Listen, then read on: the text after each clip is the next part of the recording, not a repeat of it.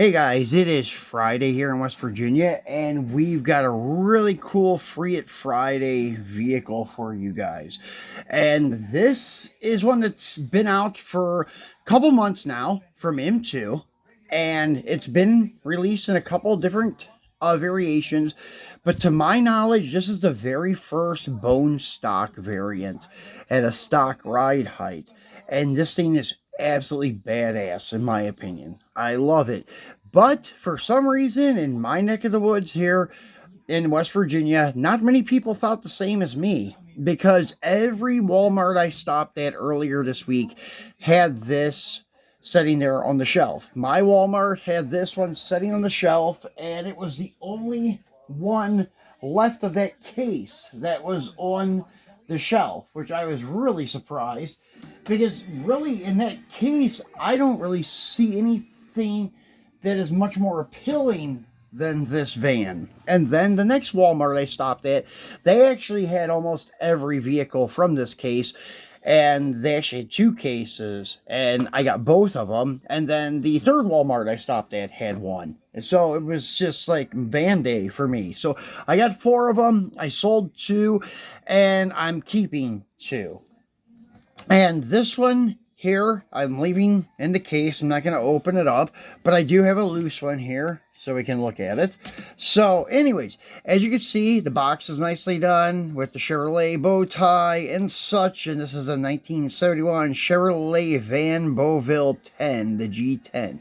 This is from R73, release 73. Not sure which series. I don't know if they're calling this as like Detroit Muscle.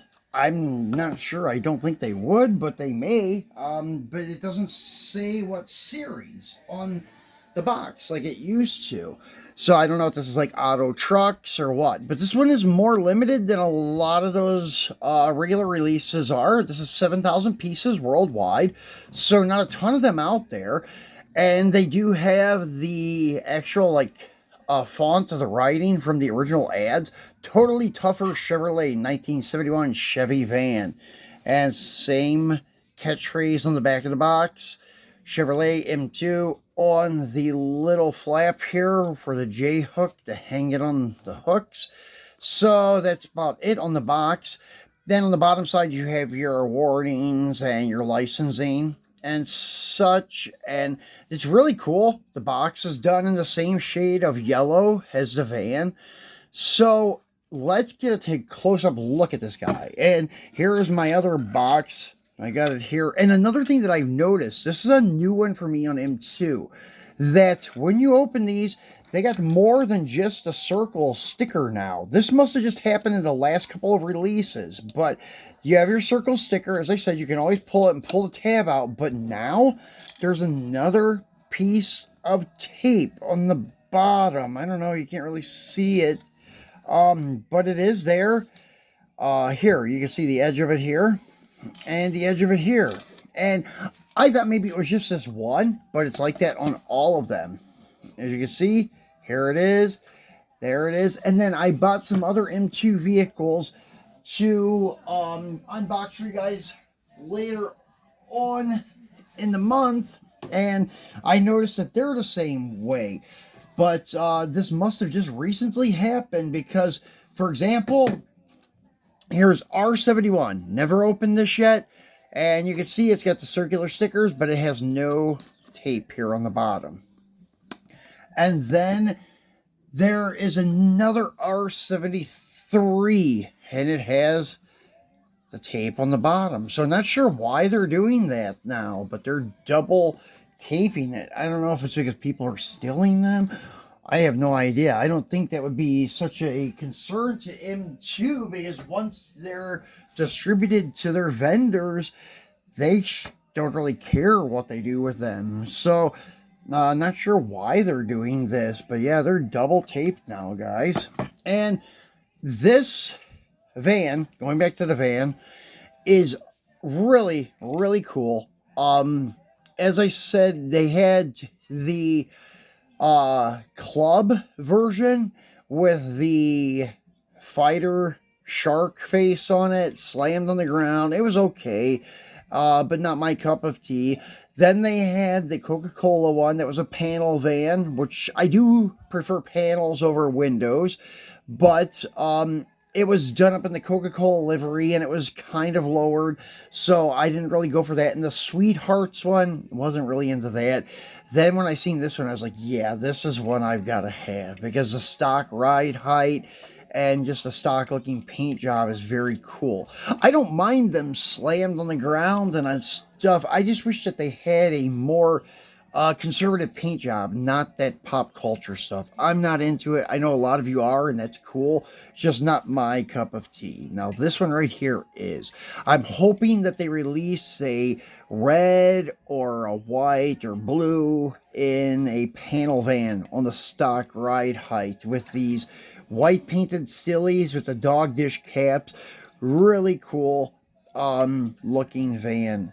The spare tire, on the other hand, I don't know, it's okay. I think it could have been better detailed, but this is actually just your basic van for like transport, like a taxi or I don't know, carpool at work, some kind of shuttle bus or something like that.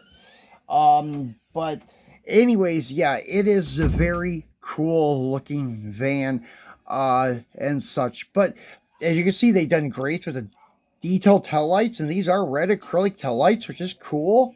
And then it's got the door handles and door hinges in the casting, and your back windows have window trim around them. Very cool. Chrome plated separate bumpers, detailed marker lights, and emblems on the front fender. Your gas cap is there. Window trim, even the vent window is there. The only thing this casting is lacking is side mirrors. Then it looks really cool with the windshield trim and the detailed wipers. And this beige, tan, whatever you want to call it, interior, very error correct, I would say. The grill's very nice with the bow tie there in the center. Detailed headlights with the acrylic lenses. And you have your front marker lights, which I can't tell if they are tampos or acrylic, but very nice. It's a beautifully done casting. The base is highly detailed, and you can see that this base does have the insert like all the others that M2 releases, so they can put fat, like Pro Touring style tires on it. That's kind of cool. You have one Phillips head screw there, and I'm assuming that the back has a little slot that slides in like some of their other cars do.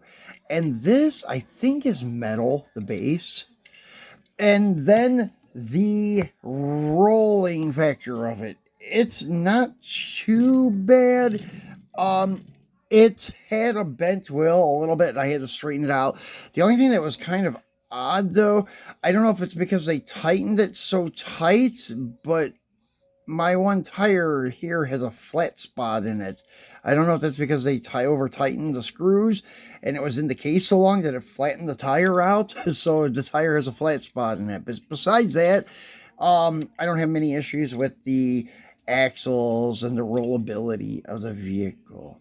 So very cool piece from M2. I didn't think I was going to like the van, but as I mentioned in another video the other day, that I'm still collecting utility vehicles, and this is one that's perfect for my collection of utility vehicles, for the wagons, trucks, SUVs, and vans. So guys, that's it for our Free It Friday. Hope you enjoy your weekend. I'm not sure if I'm going to be back this weekend with anything, but I do have some pretty cool Mopars in store for you. I picked up a couple of nice M2 Mopars along with these vans, and I picked up a green light Mopar. I posted pics of all of them on my IG if you want to check it out. Same name, Ron's Muscle Car Diecast. So probably on Monday we'll be unboxing the M2 stuff for you guys. So make sure to tune back in for our M2 Mopar Monday. Have a great weekend, guys.